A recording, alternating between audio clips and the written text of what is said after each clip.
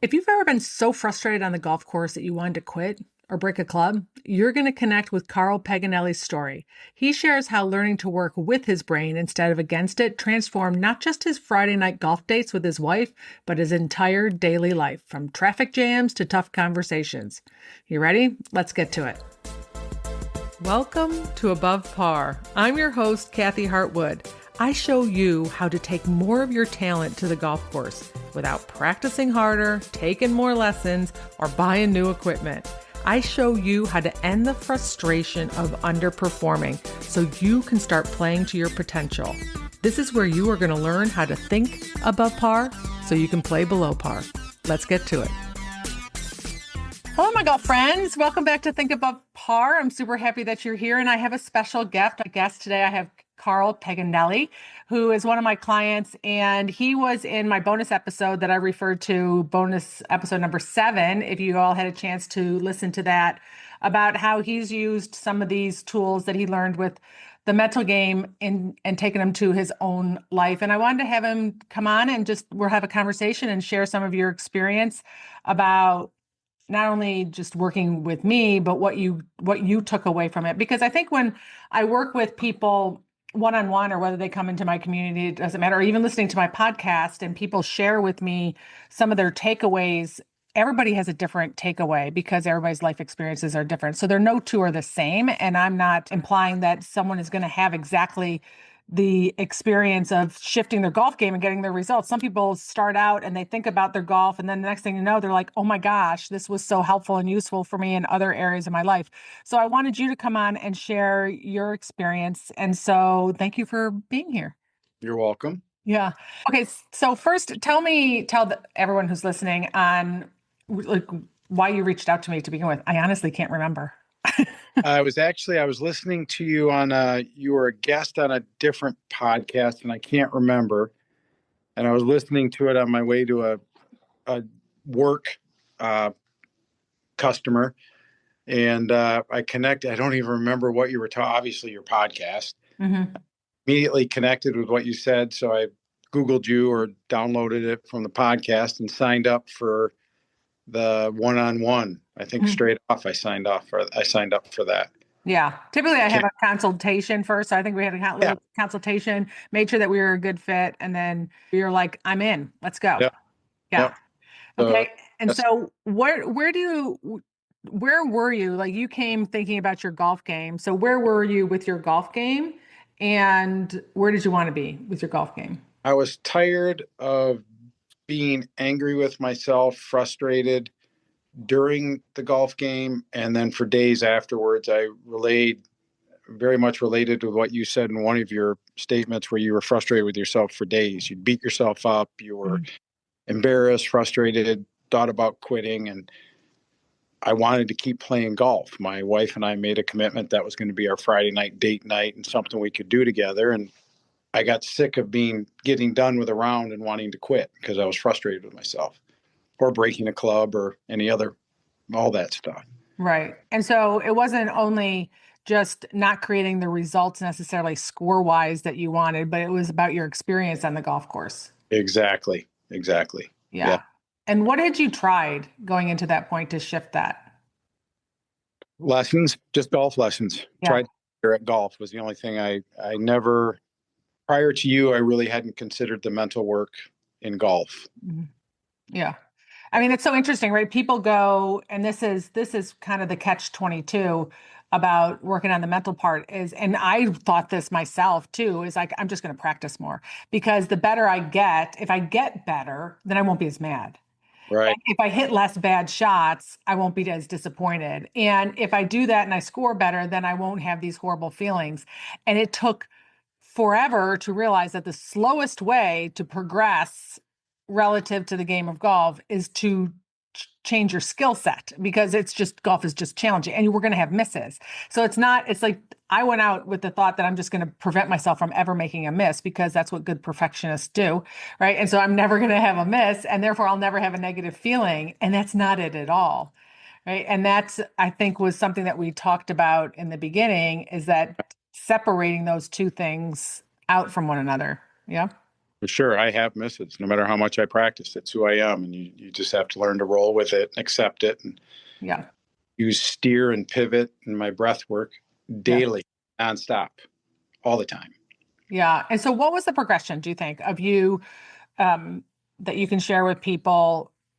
Because I talk about the 3 stages of awareness and that you had to first start noticing things, and you Yeah, would text me and we'd talk about them. And then, slowly we notice it after the fact, which is usually when someone comes to me, they notice it after the fact. I'm like, I'm doing this thing. I want to stop doing this thing. I have this experience. I want to stop having this experience. And then you get to notice it while you're on the golf course. And so I know it's not linear, the growth in this, right? You're going to sit there and have good days, and all of a sudden you're going to have some days that are a little bit more challenging than others. But what was your progression about noticing those shots, about working towards being less angry on the golf course? definitely. It starts off where you notice it afterwards. That's what started the whole process of this. But then I would reach a point where you would notice it as you're doing it. You're making the shot goes bad, and I'm like, all right. You try to catch it before you let red ass, as you say, or Yeah. whatever cues are here. But before you go nuclear on yourself and Yeah. throw a club, I did learn to windmill a club sideways from Dudley on one of your podcasts versus overhand and breaking it. Yes. So then you try to catch it as it's happening. And then ideally, once that happens, personally, I immediately go into steer or pivot.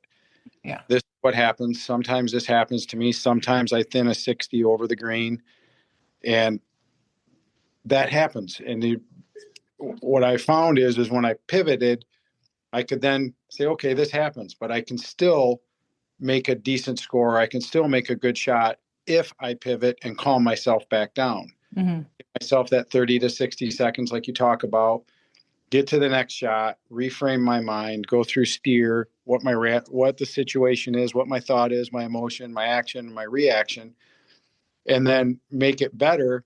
And then I found myself, instead of triple bogey in a hole, I bogeyed. Well, I'm a bogey golfer. That's okay. Mm-hmm.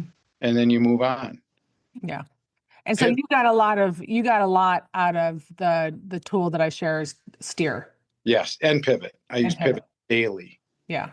Driving. Describe pivot for people. Your how you use it. I use it. Someone cuts in front of me. Say I'm driving and you get cut off in traffic. And instead of immediately going anger, I pivot to, well, maybe that person's having a bad day. Maybe their mother's in the hospital. Maybe their wife's having, who knows? I just make up a story in my head that's maybe they're just having a bad day. Maybe that's an angry person.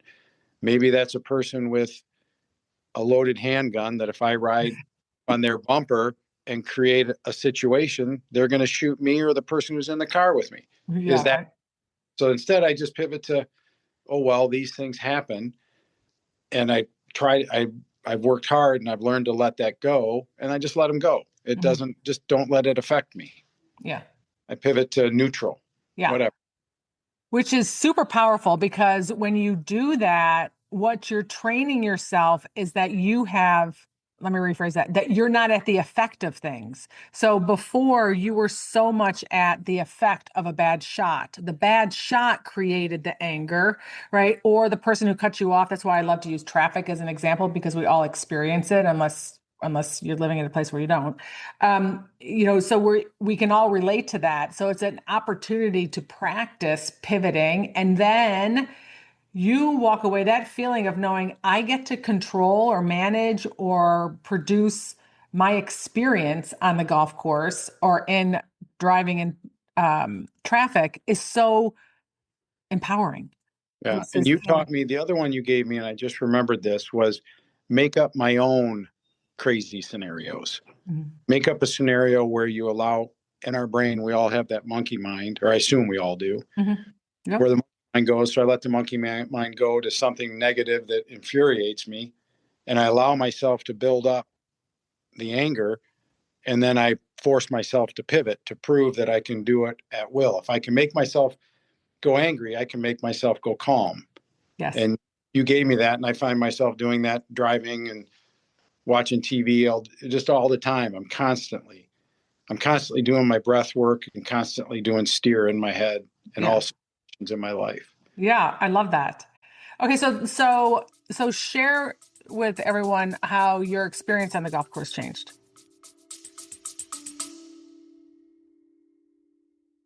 By the way, if this is hitting home, we go way deeper on this inside your mental caddy. That's where the transformation happens. You can check it out right now. Just click the link in the show notes or head to yourmentalcaddy.com.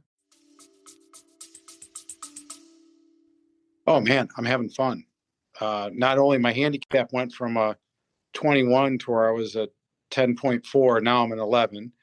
I also worked hard on my game, but the quickest results were, like I said a second ago, I thin a shot or whatever. I make a poor shot. I skull it, I bat it, slice it. Instead of going red ass, I just say, okay, this happens to me sometimes. This is who I am. I take my medicine, put it back in play, or recenter myself, and then make a shot that's playable. And I only cost myself one stroke, which happens sometimes because I'm not a professional, versus costing myself 2 to 4 strokes or whatever, because I allow the anger to continue and the frustration to continue. And I don't make a shot from calm, certain, or confident. I make it from angry, frustrated, or anxious. Yeah. Yeah, that's huge. I mean, that in itself, even if you didn't work on your golf game, it could save you so many shots, right? And then at the same time, you're working on your game and trying to improve your skill set, right? So two things are coexisting at the same time. We're always working on our skill set, which is our bucket of talent and pool, which you work on. Having a good mindset, by the way, we improve so much faster than when we're backhanding ourselves to improve our skill set. Like there's like a huge difference in managing your mind Oh, around how you improve your skill set. Yeah. Did you have that experience? negative self-talk is horrible. Yeah. Positive self-talk. If the guy, I shared this book with you, Michael A. Singer, The Untethered Soul. Yes. If that person was sitting next to you, talking to you the way that you talk to yourself, you would kick him out of the car, knock him out of the seat. The guy who talked to me when I made a bad shot and told me all the negative stuff, and that guy's in my mind. Mm-hmm. If I put that person next to me and put a physical being there, I wouldn't listen to that person. But we listen to that person in our mind. It makes no sense. And Right. realize that the positive, all right, these things happen, but you can do it next time. However, you pump yourself up and talk to yourself. That rings so true when you said that, all that stuff. It just makes you so much better. It makes you happier. Right.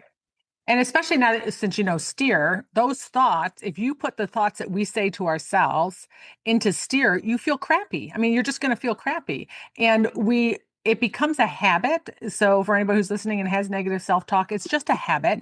Though our brains by default will do it because it thinks it wants to protect us from just doing something, that's something we're going to have emotional pain is basically why it's trying to protect us. But so we have to be on to it. And then you have to be your own best caddy, Yeah. on and off the golf course, because you would fire your caddy if you let them talk. Yeah, Right? I The would. way that we can talk to ourselves. I'd fire the guy in my head. Yeah. And earlier, I'm doing this stuff nonstop in my day, whether it's walking up the stairs and I trip, or I drop a pen, or I knock all the papers off my desk, or spill a cup of coffee. I constantly go back to my breath work, and I'm constantly doing steer and pivot. It's become, to your point, it's become my habit. It's Yes. what I but Yes. I had to ingrain it. I like to grind. That's how I get somewhere. Mhm. So I just took this as a grinder. Every Yes. day I just keep grinding through steering. It's taken, I bet you and I have been talking for a year and a half now. Yeah, I think I texted you, it was like last September. So Yeah. we connected, yeah, in Yeah. 24. And this goes to one of the things that I talk about in the success path, of repetition. And one of the like I learn things by repetition, and I've done this my whole life. And I've realized one of the things that I loved about interviewing all my clients who had success, and I interviewed you. I just asked you some questions basically to tell me, well, like what you did. Repetition, doing steer over and over again, managing and pivoting your brain and at those moments, the breath work, all those things becomes, the more you do it, the more it becomes part of who you are, but also those things being in such a way calms your brain down. So now we're not living in this heightened state. Now we're living in a more um, calm state, but you own it. And I've said this, and I know that you have this experience too, is that I have coached on steer. I've been coached on steer. I practice it all the time. I see people and I see steers over their head. And you'll get to a point where you can look at somebody and you're like going, I think I know what they're thinking and I know how they're feeling and I know what they're going to end up doing and I know the result they're going to create for them. Like we can do it as simply as just riding in a golf cart with somebody who's super negative and witnessing it now. I can't tell you how many people, by the way, who listen to my podcast or have shifted the way that they talk to themselves, then they become like a former smoker, right? It's Yeah. like, oh my gosh, this person who I used to hang out with and it was totally fine. Now their negative thoughts are like fingernails on a chalkboard to me. But the more that you practice steer, then you get to take it everywhere. Well, and that I was just going to say that's been, as I shared with you and you shared in the podcast where you referenced to me, that's been the biggest gift, hands down, is what it's done for my family, personal, business, all my relationships. My wife straight up thanks you. She said when you and I were texting one day, she goes, "Make sure you tell her I thank her, and I want to give her a hug." And Yeah. I certainly wasn't angry or a bad person prior to you, Mm-hmm. but I would have it. I had more anger. I would have more outbursts I wouldn't handle. I would elevate with the situation, whether it was with my daughters and you shared this, or my wife, or my stepdaughters, just normal life. We all have it. And there was a couple of times where, I mean, when your daughter says, "Dad, I'm proud of you," how you handle that, it's emotional. It hits hard. It's close. It doesn't hit hard. It hits close. It's what, you know, Yeah. that's where golf is cool. It's cool that I don't get as angry. I don't throw clubs, but what's beautiful is my kids see it and my wife. Yeah. So Yeah. And then you get to be an example to them on how to manage things and how to process things because we're an example to them regardless. And we're an example to them on how, like, we probably wouldn't want them to manage things because we don't know any better. We're just doing the best we can. I was just talking to my oldest on the way into work today about this interview, and we kind of ran through steer, and I've gone through it with her before, but they really think it's cool that you want to interview me on this and talk to me. So I was talking to her through steer, and she just got engaged and all kinds of excitement there. And it's wonderful, but there's going to be people to invite and not invite and things to get through. And we were talking through that. And I literally used steer this morning on the way into work, talking to her in my car. Yeah. And I walked her through it.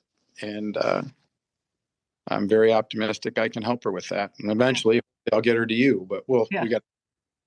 Yeah.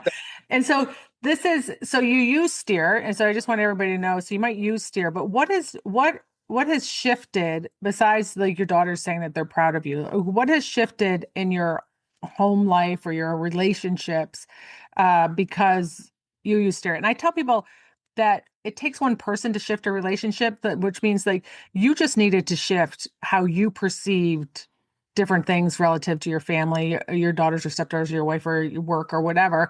And then your relationship with that shifts. We can't control what other people do. So they don't need to also know steer is probably more my point.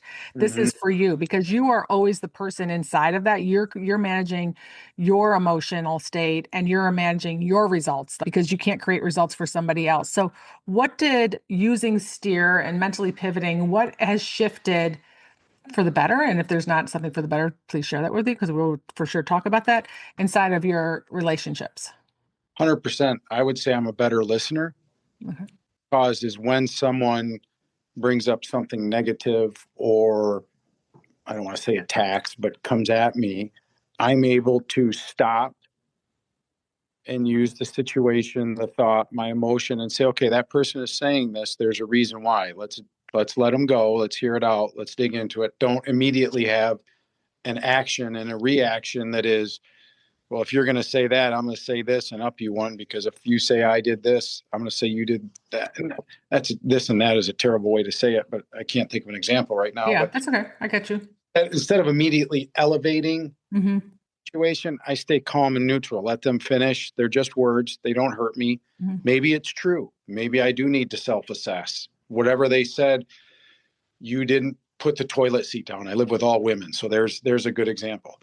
Maybe and you're right, maybe I didn't. Okay, so that maybe instead of immediately saying something back to that, I just say, okay, I can start doing that. Let's talk about what's really, and then get into the next part of the problem versus arguing. I've gotten to be a better listener, hearing them out, self-assessing, and instead of immediately elevating the argument, I just sit with it. Mm-hmm. And think of what are the truths in that, because there will be some truths, and how can we make it better versus making it worse. Yeah, I love that. And then you also have talked about how you've used it at work. So what have you done at work? Is that the same thing, just having relationships with your employees or people that you deal with? Yeah, uh, my part of my job is fixing problems that are other people that started with other people. So instead of blaming them or immediately jumping to the wrong conclusion, let them finish what they're saying. And okay, maybe I didn't write down the right number on that job, or maybe we didn't get the right number of nuts and bolts to the job site. This is where we're at. How do we solve it? Mm-hmm. So instead of immediately going to the blame or getting angry, slow down, listen to their problem, and immediately try to find a better solution. Doesn't matter who did what. How do we go forward and make it better? It's interesting too, because how we do one thing, we do everything. I say we have one brain. And so you'll notice patterns in yourself that you do at work and that you might do at home or that you might do on the golf course. And the thing that you're really a very successful businessman and you're very disciplined. I mean, you really got your shit together, so to speak. I mean, you live you, Someday. he just made a face, just saying. But I'm just saying, you live a very disciplined life. We've talked about those things. You really take care of yourself and you run a very successful business.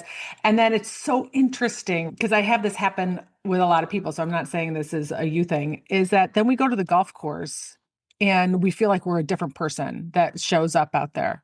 Me thing. That was a me thing. That's not me anymore, but that was a me. Yeah. 100%. Yeah. So share a little bit about that because I think a lot of people can relate to that. Like the story is, I'm good over in this arena. I'm good at work. You can handle mistakes and failures at work. You can handle things that when you screw up and you don't make it a big deal and you don't make it too personal. But then we go to the golf course and we hit a drive out of bounds and we react totally different or differently. Talk to me about that for you. Yeah, that's exactly who I was. Mm-hmm. Until I had these tools. Yeah.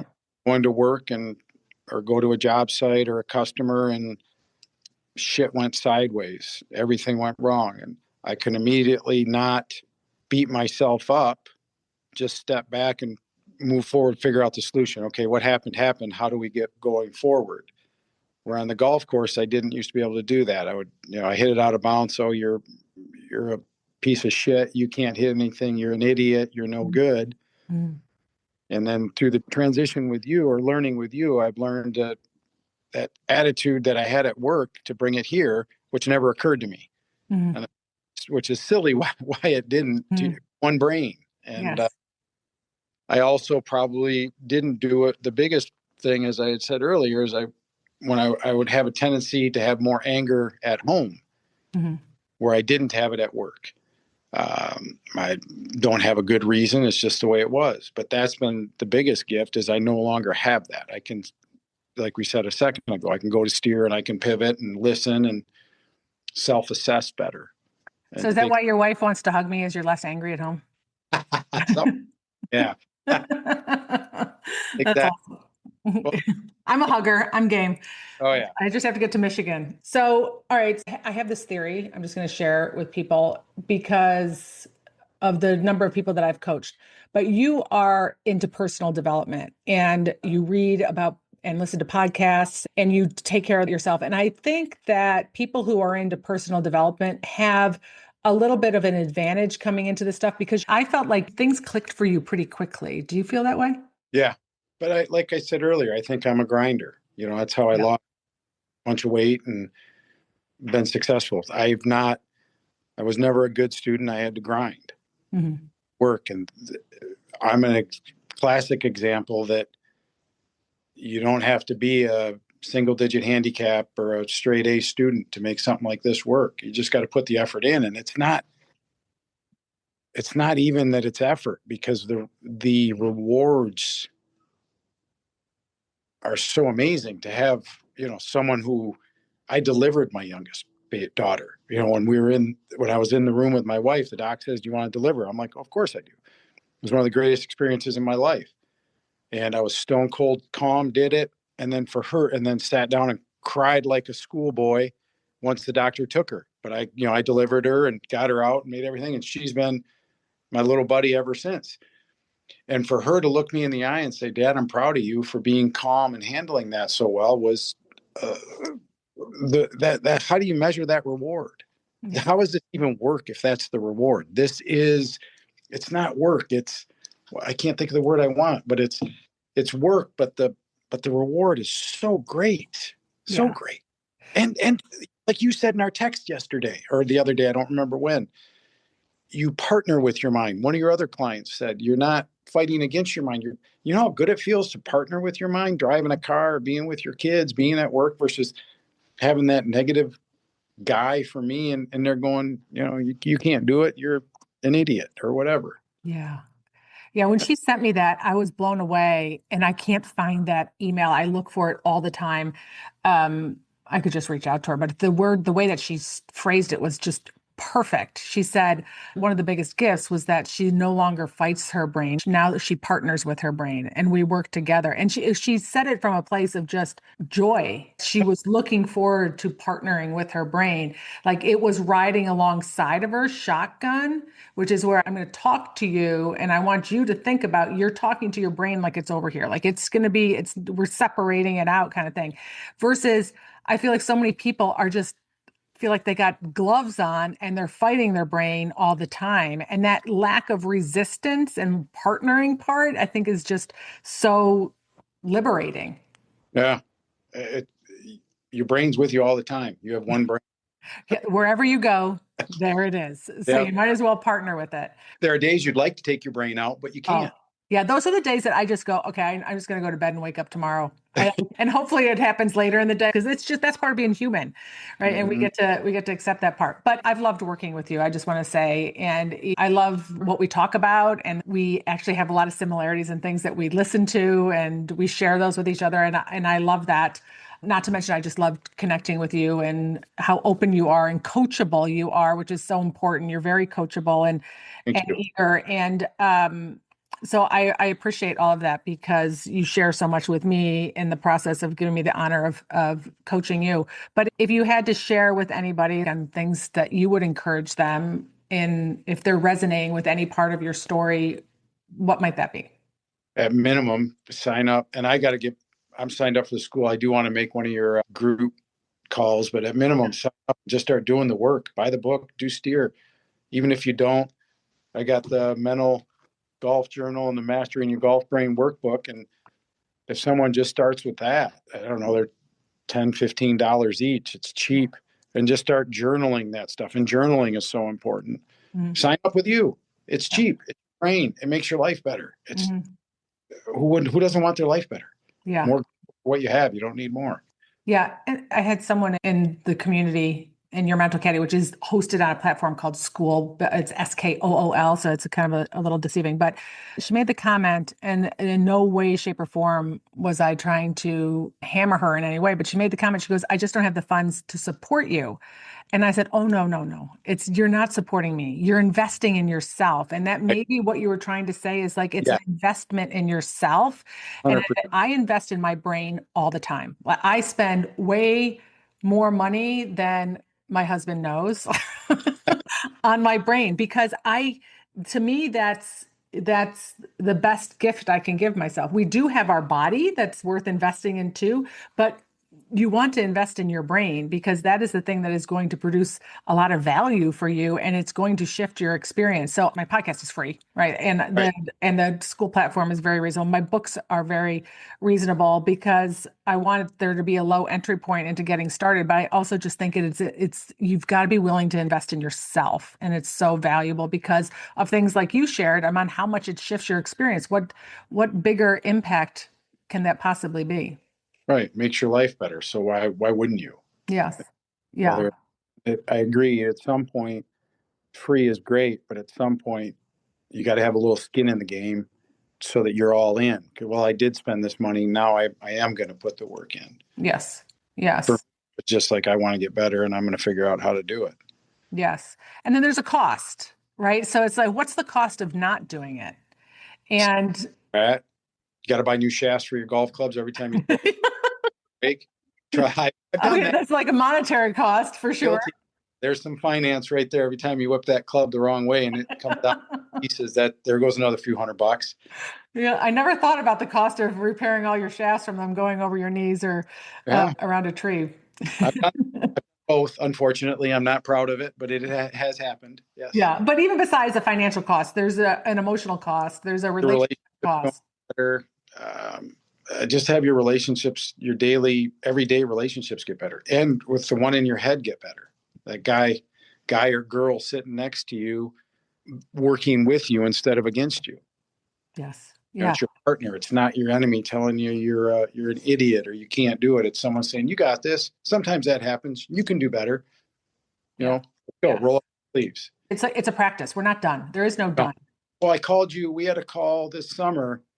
I kind of got lazy and quit doing the work. And you caught me on it. You said, well, why are you still doing your stuff? And I can't remember our exact conversation, but I was like, you're right. I got lazy and I wasn't doing, and I don't know, that was June or July this year. We had that talk. And that's been the experience of so many other people is that, and I talk about this on my calls and I've probably talked about it in the podcast. And I know there's going to be a lot of people who are listening to you are going, yep, because we feel like we've got it. And we're like, I'm good. Until all of a sudden those little habits come back in. The negative part, we're always working against the negative part of our brain. And then we get out of the habit. And the next thing you know, we notice and recognize that we're not feeling the same way. We're feeling crappy. We're not creating the best results, and we need to get back on it. And that's why I said in the beginning that it's not linear. It's not, okay, I'm done. I got it for the rest of my life. That's why inside of my program, I encourage people to be committed and all in because it is a transformation. It doesn't mean you're not going to have fast results. It just means that I want to be there to support people along the journey when we have setbacks and you have those challenging moments and old habits creep back in. And I know you're going to continue the journey. So what's next for you? Let's talk about your golf. Where are you going to go with your golf this year? What goals do you have? I want to get my average score down. I actually have a lesson tomorrow. I want to continue the path I'm on. I like that when I do hit a bad shot, because I practice my breath and steer all the time, it's the first thing that comes into my head. I meant to say that earlier.